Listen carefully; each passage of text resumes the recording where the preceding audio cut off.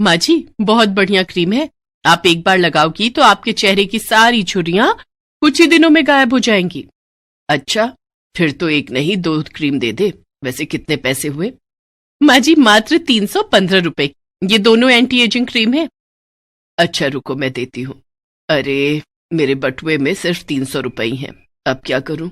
मेरा घर बस थोड़ी दूर ही है। मैं फिर क्रीम बाद में ले जाऊंगी। अभी तो मुझे बाकी का सामान दे दो। 1 सेकेंड, ये लो 15 रुपए।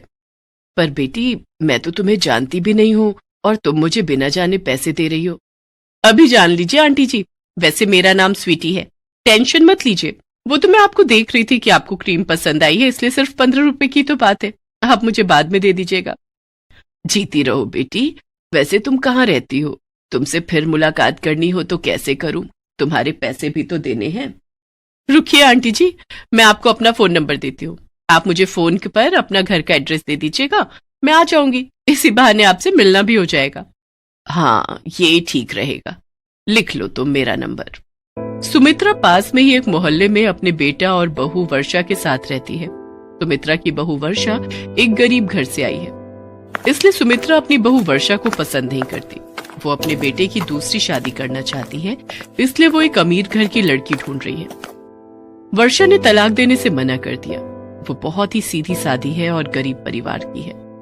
इस कारण उसने अपने सास को कह दिया कि अगर वो दूसरी शादी करना चाहती है तो कर सकती है।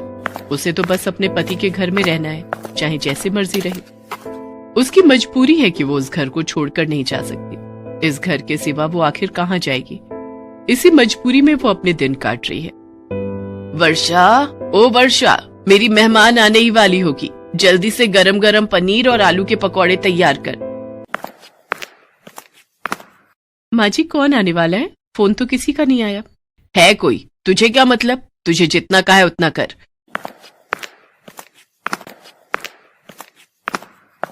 रवि बेटा, थोड़ा देर से ऑफिस चले जाना, मुझे तुम्हें किसी से मिलवाना है।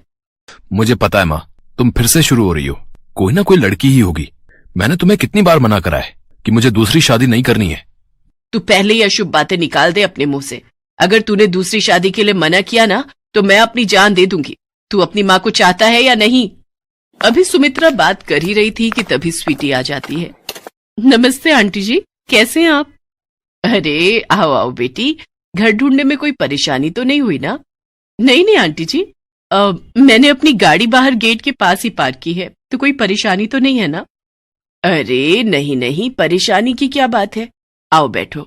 रवि बेटा, ये स्वीटी है, बहुत ही प्यारी बच्ची है। सुमित्रा स्वीटी के साथ बहुत मीठी मीठी बातें करती है। ऐसे ही अक्सर सुमित्रा स्वीटी को घर बुला लिया करती थी या फिर रवि के साथ उसके घर मिलकर आ जाती थी। रवि मजबूर था। अगर वो इन सब के लिए मना करता तो सुमित्रा अपने आप को कुछ कर लेती। सुनो, मैं यही कहूंगी, अगर माँ जी को कुछ हो गया तो हम दोनों जिम्मेदार होंगे। आप स्वीटी से शादी के लिए हाँ कर दो, माँ जी अपने आप ही स्वीटी से बात कर लेंगी। स्वीटी भी इस शादी के लिए जल्दी ही हाँ कह देती है। आंटी जी, मैं जानती हूँ आप वर्षा के घर में रहने से खुश नहीं हो, पर आप चिंता मत करो, मेरे पास बहुत पैसा है। हम दोनों खूब ऐशो आराम से रहेंगे, खूब मजे करेंगे, पर एक शर्त पर। अब से तुम मुझे आंटी जी नहीं माँ जी कहोगी। रवि और स्वीटी की शादी हो जाती है और सुमित्रा अपनी बहू वर्षा के लिए सौतन ले आती है। जैसा सुमित्रा ने सोचा था वैसा बिल्कुल भी नहीं हुआ। स्वीटी ने तो आते से ही अपने रंग दिखाने शुरू कर दिए। अरे, ये घर अभी तक गंदा क्यों पड़ा है? क्या यहाँ पर कोई काम वाली नहीं है? नहीं स्वीटी, घर की साफ सफाई का सारा काम मैं खुद ही करती हूँ। तो माँ जी अब तक क्या कर रही हैं? मेरी सहेलियां किटी पार्टी के लिए आने ही वाली होंगी। माँ जी को कहो वो तुम्हारा काम में हाथ बटाए ताकि काम जल्दी हो सके। पर स्वीटी, मैंने माँ जी से कभी कोई काम नहीं करवाया। उनकी उम्र तो देखो, वो इस उम्र में घर का काम कैसे कर सकती हैं? तुम चिंता मत करो, मैं अकेले ही कर दूंगी। तो क्या आराम से बैठकर रोटियां तोड़ने के लिए है वो? मैं उन्हें कभी बुलाती हूँ। माँ जी, ओ माँ जी। क्या हुआ स्वीटी बहू, तुमने मुझे आवाज लगाई? इस वर्षा ने तुम्हें कुछ कहा तो नहीं? किसकी मजाल है जो मुझे कुछ कह जाए? मैं तो आपको बुला रही थी। जल्दी से झाड़ू हाथ में पकड़ो और पूरे घर में लगा दो। मेरी सहेलियों ने आना है। मुझे पूरा घर शीशे की तरह चमकता हुआ दिखाई देना चाहिए। अब आप ऐसे इस तरह बैठी रहोगी तो घर के काम कैसे होंगे? कैसी बातें कर रही हो स्वीटी बहू? जब से वर्षा बहू आई है मैंने घर के किसी काम को हाथ नहीं लगाया। मैं तो घर के काम करना कब का भूल चुकी हूँ। तो अब कर लो, अभी तो कर सकती हो। मुझे कुछ नहीं सुनना, चुपचाप घर का काम कीजिए, ऐसे इस घर में कोई नहीं रह सकता। सुमित्रा सोच में पड़ जाती है। उसने अपने पैरों पर खुद ही कुल्हाड़ी मारी थी। वर्षा जैसी बहू के होते हुए उसने स्वीटी जैसी लड़की को अपनी बहू बनाया, जिसकी वजह से आज वो इस उम्र में घर के काम कर रही थी। क्या बात है स्वीटी, तेरी तो दोनों नौकरानियां बिल्कुल बेकार हैं। इन्हें तो जैसे घर के काम ही नहीं आते। देखा, इस बूढ़ी नौकरानी ने मेरी साड़ी के पल्ले पर दाल गिरा दी। क्या? रुक, मैं अभी इन्हें सीधा करती हूँ। तुम्हारी हिम्मत कैसे हुई मेरी सहेली की साड़ी को खराब करने की? अब तुम भूखी रहोगी, तुम्हें पूरा दिन कुछ खाने को नहीं मिलेगा। तुम्हारी यही सजा है। रवि कहीं बाहर गया हुआ था। उसके पीछे ही स्वीटी ने सुमित्रा और वर्षा को बहुत परेशान किया। सुमित्रा भूखी प्यासी घर के काम कर रही थी। तभी वर्षा चुपचाप उसके लिए खाना लेकर जाती है। माँ जी, ये लीजिए, खाना खा लीजिए, आपको भूख लगी होगी। पर वर्षा बहू, ये खाना तो तुम्हारा है, तुम मुझे दे रही हो, फिर तुम क्या खाओगी? माँ जी, मुझे भूख नहीं है, मेरे से ज्यादा आपको खाने की जरूरत है। आपको अपनी बीपी की दवाई भी लेनी होती है ना, आप ये खाना खा लो। मेरे से कितनी बड़ी गलती हो गई, मैं अपनी बहू की सौतन ले आई।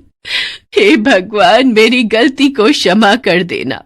वर्षा बहू, तू चिंता मत कर, अगर गलती मैंने की है तो मैं ही इसे सुधारूंगी भी।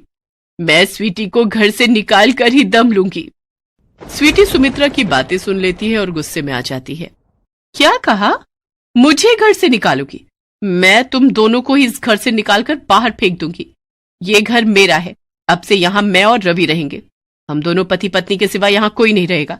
निकलो यहाँ से दोनों बाहर। इससे पहले कि रवि आए, मैं तुम्हारी शक्ल तक नहीं देखना चाहती। निकलो बाहर, निकलो। तभी रवि आ जाता है, उसके साथ पुलिस भी थी। मिस्टर रवि, आपने सही समय पर हमें इस लड़की के बारे में खबर दे दी, वरना आपका पूरा परिवार जो है ना, खतरे में आ सकता था। माँ, इस लड़की का नाम स्वीटी नहीं, चांदनी है।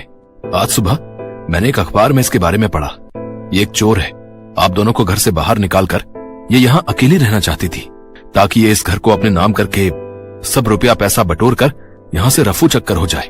और आज जो इसकी सहेलियां आई थी ना, वो भी चोर हैं। उन्हें भी पुलिस ने अपनी हिरासत में ले लिया है। ये पूरा एक गैंग है जो रुपया पैसा जायदाद अपने नाम करके रफू चक्कर हो जाते हैं। वरना खुद ही सोचो, कोई अनजान लड़की आपको क्रीम के लिए पैसे क्यों देगी, और एकदम से दूसरी शादी के लिए कोई हाँ क्यों करेगा? माँ, तुमने बहुत बड़ी गलती कर दी। वो तो अच्छा हुआ कि मेरी और स्वीटी की शादी लीगल नहीं है और पुलिस के पास इसका रिकॉर्ड है, वरना तुम्हारी इस गलती की वजह से मैं भी जेल जा सकता था। मुझे माफ कर दे रवि बेटा। वर्षा बहू, मैंने पैसों के लालच में आकर अपने ही बेटे की जिंदगी खराब कर दी चाहिए। इंस्पेक्टर साहब, ये स्वीटी बहुत गलत लड़की है। इसने मेरा क्या हाल कर दिया। मेरी वर्षा बहू कितनी अच्छी है, लाखों में एक है। बड़ी आई थी मेरी वर्षा बहू और मुझे घर से निकालने वाली। अब तू जेल की सलाखों के पीछे जब सजा भुगतेगी ना, तब मेरे कलेजे को ठंडक पड़ेगी। सुमित्रा को अपनी गलती का एहसास हो जाता है और वो अपने बेटा बहू को गले से लगा लेती है। स्वीटी और उसके साथियों को जेल हो जाती है।